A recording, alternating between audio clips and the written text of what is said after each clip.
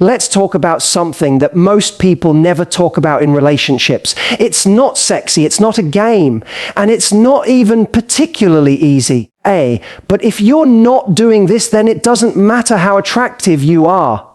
It doesn't matter how many compliments you get. It doesn't matter how good you are in bed, how many people want to be around you, or how magnetic your energy is. Because if you don't undress your mind before you undress your body, you will always feel slightly disconnected. You will always feel slightly unseen. And the connection you're craving, that deep soul-shaking, breath-stealing connection, will keep slipping through your fingers like water, I know. That's heavy, but I promise you it's also the key. So here's what I mean. When I say undress the mind, I mean strip away the layers that aren't really you, the layers that are made of fear, the layers stitched together by rejection from your past, the layers you picked up from your ex, or from someone who ghosted you, or from the parent who wasn't emotionally available, or from years of telling yourself you're not enough. And I know people love to say, just be yourself, right? But most people don't even know who that is anymore. You've had to protect yourself for so long.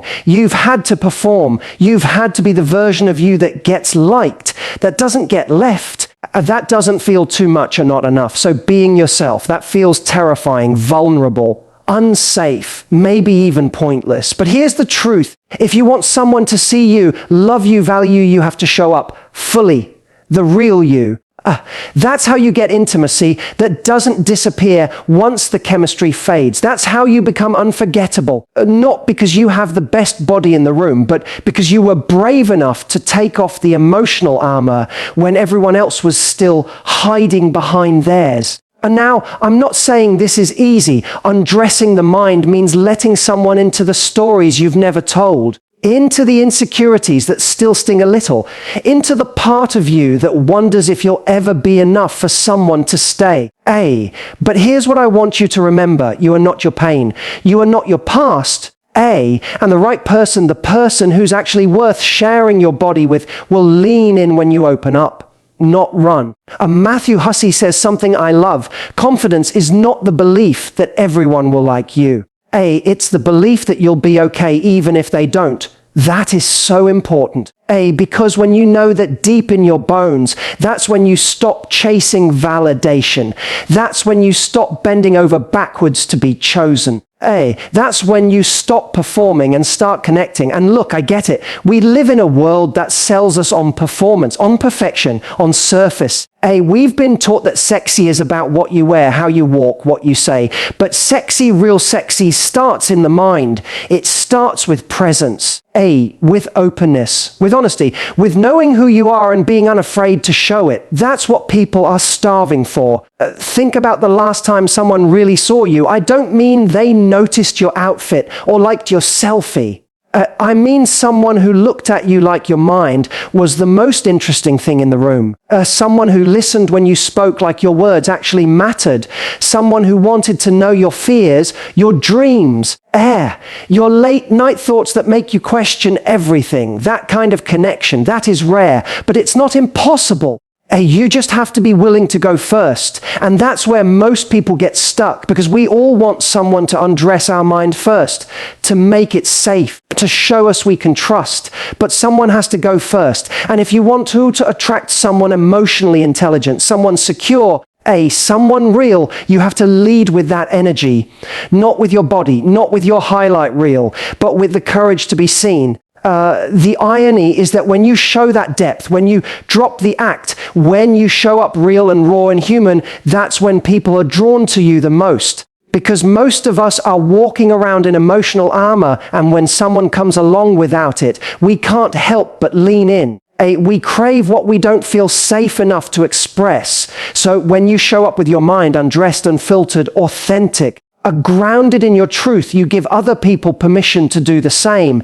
And suddenly, you're not just having conversations, you're creating moments. You're not just dating, you're connecting, you're not just hooking up, you're actually being met. That is the difference between being seen and being used. Now, I'm not saying there's anything wrong with being physically attracted to someone. Or even wanting to be desired. We are physical beings. We are wired for pleasure, for attraction, for chemistry. But chemistry without connection. That's like cotton candy, sweet fun and gone in 10 seconds.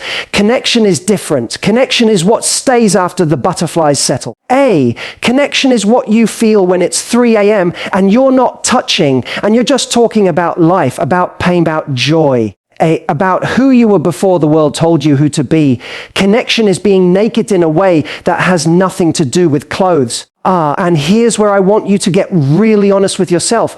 Ask yourself this: do I feel safer undressing my body than I do undressing my mind? If the answer is yes, that's okay. That doesn't make you broken. It makes you human. It means you've learned that your body is easier to offer than your truth. That performance is easier than vulnerability. That validation is safer than rejection.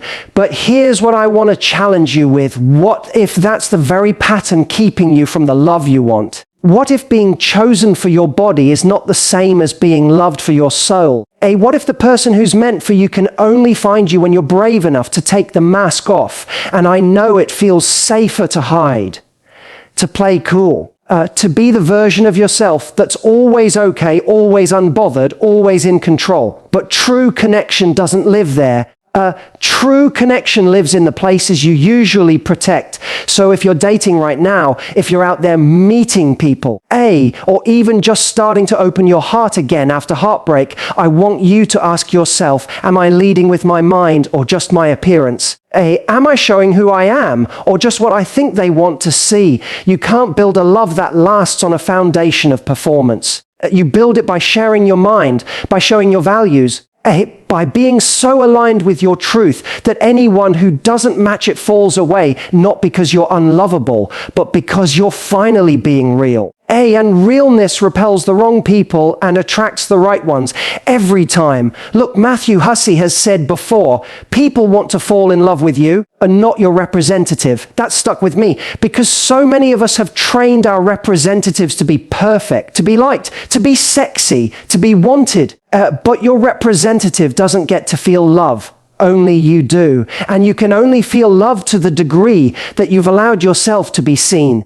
So if you're holding back, if you're hiding parts of yourself, if you're dimming your light or avoiding your truth just to keep someone around, you're not being loved. Your image is. So let's change that. Let's start choosing to connect with people who want to know our mind first. Who ask questions that go deeper than what do you do or what's your type? People who are more interested in how you think than how you look.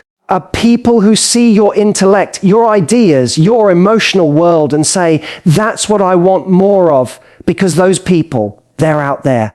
But they can't find you if you're hiding behind a mask. And I know it's hard.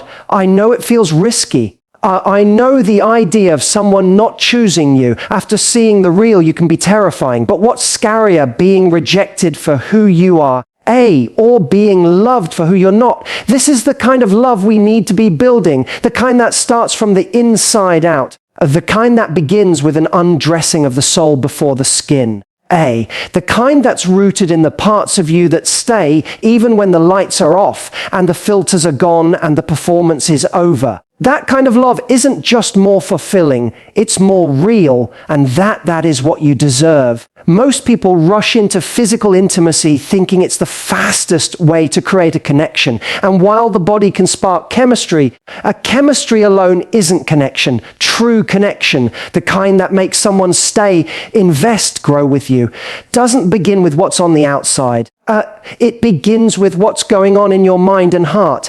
When you undress your body before your mind, you might get attention, you might get desire, but you often miss the depth you're really craving, because someone can be close to your body and still be a million miles from your soul. Undressing your mind means being brave enough to say, this is who I am, these are my fears, these are my beliefs. These are the things that shaped me. It's about sharing what excites you, what keeps you up at night, what you want from love, and what scares you about getting hurt again. That kind of vulnerability. It invites someone into your inner world. It gives them the chance to see you not just as a body to touch, but as a person to truly connect with. When you open up mentally and emotionally first, You create space for trust, safety, and genuine curiosity. You build a foundation that isn't dependent on how physically close you get, but on how emotionally aligned you are. And that alignment is what turns a fleeting moment into something lasting. Because when someone connects with your mind first, everything else, the physical part, becomes an extension of the bond you've already built. It stops being about impressing or performing. It becomes about meeting, sharing, experiencing something real together. We live in a world where image is everything. Social media has taught us to perfect our highlight reel, to polish every detail, to post only what's flattering, to say what people want to hear. We're constantly presenting a version of ourselves that's likable, agreeable, attractive. But the truth is that version often isn't us. It's a representative we've built to be accepted, to avoid rejection, and to keep people close. And the problem with that is when someone falls for your representative, you don't actually get to feel loved. Your image does. Authenticity, on the other hand, takes guts. It means showing up without the script. It means saying how you really feel, even if it's messy or complicated. It means expressing your standards, your needs, your boundaries, not to please someone, but to be real with them. That kind of honesty might not attract everyone, but the ones it does attract will be there for the right reasons. They'll be drawn to who you truly are, not who you pretend to be. When you let go of performance, you also let go of the exhausting task of constantly managing people's perceptions of you. You stop trying to be liked by everyone and start focusing on being seen by the right ones. It's counterintuitive, but the more honest you are, the more magnetic you become, because authenticity is rare, it's refreshing, and it cuts through the noise of superficial dating culture like nothing else. So instead of wondering what you need to say or do to be chosen, ask yourself, what's true for me right now? Because the person who's meant for you isn't waiting for a perfect version of you. They're waiting for the real one to show up. Emotional intimacy is terrifying for a lot of people, not because they don't want it, but because they've been taught it's risky. Somewhere along the way, you may have opened up to the wrong person, someone who didn't hold it with care, someone who used your vulnerability against you, or someone who simply didn't stay. And after that, it's tempting to build walls, to pretend you're fine, keep things light, avoid going deep. It feels safer to hold back than to get hurt again. But without emotional intimacy, you're just performing next to someone, not bonding with them. Being vulnerable doesn't mean spilling your life story to every person you date. It means allowing someone to see the parts of you that matter, sharing what's real, expressing what you feel without editing it to sound cool or low maintenance. It means asking for what you want and letting someone see what's underneath the surface. And most importantly, it means trusting that you'll be okay, even if that person doesn't respond how you hope. Self-trust is the foundation of this kind of courage, because when you know your worth isn't defined by someone else's reaction, you stop walking on eggshells. You stop trying to shift to stay interesting or desirable. You realize that rejection is redirection, not a reflection of your value. And with that mindset, you gain the power to lead with emotional honesty instead of fear. It's not about being fearless, it's about being willing to be misunderstood, willing to go first, willing to say, here's what's true for me, and let the chips fall where they may, because the moment you allow yourself to be deeply seen, you give someone the opportunity to meet you there or move on. Either way, you stay in your power. There's a difference between being liked and being known. A lot of people experience affection, attention, even admiration, but still feel unseen. That's because true love doesn't grow from surface level attraction or shared interests alone. It grows from someone actually knowing you, the way your mind works, what matters to you, the pain you've carried, the hopes you still secretly hold. When you lead with your soul, not just your body or your charm, you create the space for a deeper kind of love, the kind that sees you in your entirety and stays. Someone who loves your mind doesn't just compliment you, they engage with you, they ask real questions. They care about what you think. They're curious about your perspective, your past, and how you see the world. That's the kind of connection that doesn't fade when the initial spark cools, it deepens. Because it's not rooted in novelty or fantasy. It's rooted in truth. That kind of love doesn't happen by accident. It happens when you stop trying to impress and start trying to connect. When you stop hiding the complex, messy, intelligent, thoughtful parts of yourself because you think they're too much or not interesting. The right person isn't intimidated by your depth. They're drawn to it. They want to meet you there, but they can't if you're hiding behind a mask of what you think they want. When someone connects with your mind and soul, it's not just about how they make you feel. It's about how free you feel to be fully yourself. And when you experience that, it changes what you settle for. You stop chasing chemistry that fades and start looking for resonance that stays.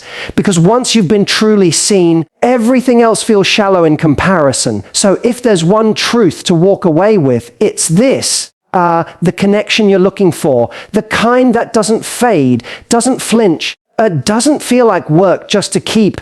It doesn't start with your appearance, your performance, or your ability to be liked. It starts with the courage to be seen.